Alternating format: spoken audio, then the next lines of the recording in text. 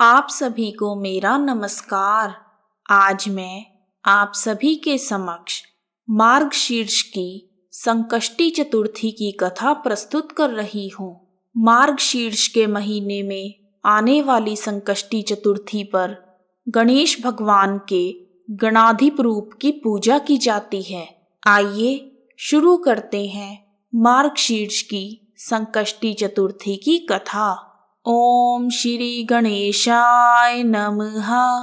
गजाननं भूतगणाधिसेवितं कपित्थजम्बूफलचारुभक्षणम् उमासुतं शोकविनाशकारकं नमामि विघ्नेश्वरपादपङ्कजम्। त्रेता युग के समय अयोध्या नगरी में एक प्रतापी राजा दशरथ राज्य करते थे। वह शिकार खेलने के शौकीन थे। एक बार वह वन में शिकार खेलने के लिए गए और अनजाने में उन्होंने श्रवण कुमार नामक एक ब्राह्मण का जंगली पशु समझकर वध कर दिया। जब श्रवण कुमार के माता पिता को यह बात पता चली, तब उन्होंने राजा दशरथ को शाप दिया कि जिस प्रकार हम दोनों पुत्र शोक में मर रहे हैं, उसी तरह तुम भी पुत्र शोक में मृत्यु को प्राप्त होंगे। उस समय राजा दशरथ की कोई संतान नहीं थी। वह शाप मिलने के कारण अत्यंत चिंतित हो गए। उन्होंने संतान प्राप्ति के लिए पुत्रेष्टि यज्ञ करवाया, जिसके फलस्वरूप श्री हरि विष्णु जी ने श्री राम के रूप में अवतार लिया। भगवती लक्ष्मी जी जानकी सीता के रूप में धरती पर अवतरित हुई। माता के कई द्वारा मांगे गए वचन तथा पिता के मान सम्मान की रक्षा हेतु भगवान राम, सीता जी और लक्ष्मण 14 वर्ष के लिए वन में गए, जहां उन्होंने खरदूषण, ताड़का आदि अनेक राक्षस व राक्षसियों का वध किया। और इसी दौरान लक्ष्मण जी ने रावण की बहन शूर्पणखा की नाक को काट दिया, जिससे क्रोधित होकर रावण ने पंचवटी से सीता जी का अपहरण कर लिया। सीता जी की खोज में भगवान राम ने पंचवटी को त्याग दिया और ऋष्यमुख पर्वत पर पहुंच गए। वहां उन्होंने वानर राज सुग्रीव के साथ मित्रता की।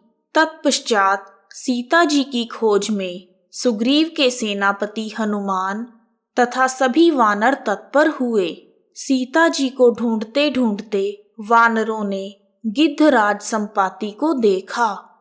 सभी वानरों को देखकर संपाति ने पूछा कि तुम कौन हो? इस वन में कैसे आ गए? तुम्हें किसने भेजा है? संपाति की बातें सुनकर सभी वानरों ने उत्तर दिया कि हम सभी दशरथ नंदन राम जी तथा लक्ष्मण जी के साथ दंडक वन में आए हैं। उनकी पत्नी सीता जी का अपहरण हो गया है।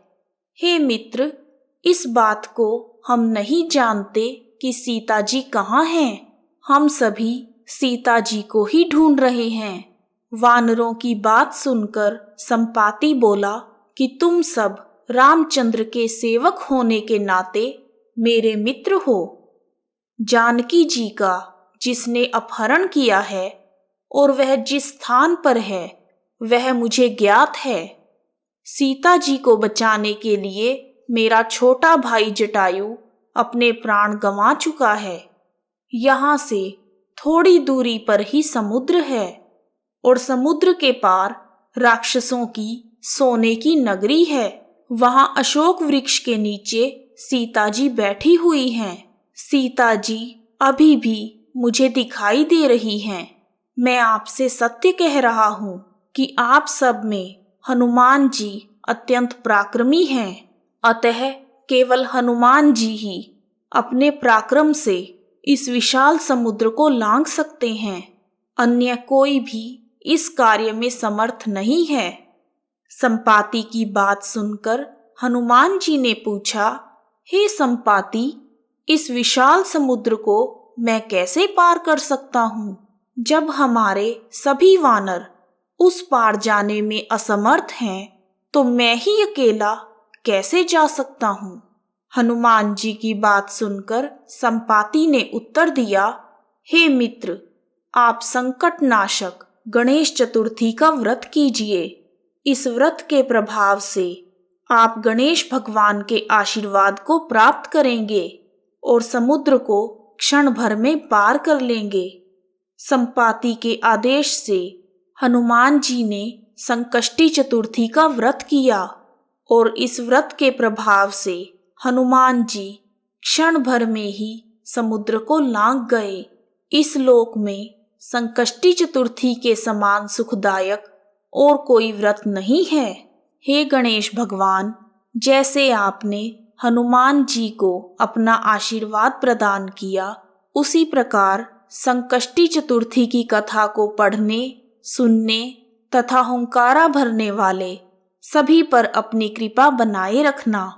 इस प्रकार मार्गशीर्ष की संकष्टी चतुर्थी की कथा पूर्ण हुई। आइए अब शुरू करते हैं संकष्टी चतुर्थी की पूजा विधि। इस दिन प्रातःकाल उठकर नित्य कर्मों से निवृत्त होकर स्नान आदि करके स्वच्छ वस्त्र धारण करें। उसके बाद श्री गणेश भगवान जी की प्रतिमा अथवा फोटो को साफ करके उन्हें नमस्कार करें।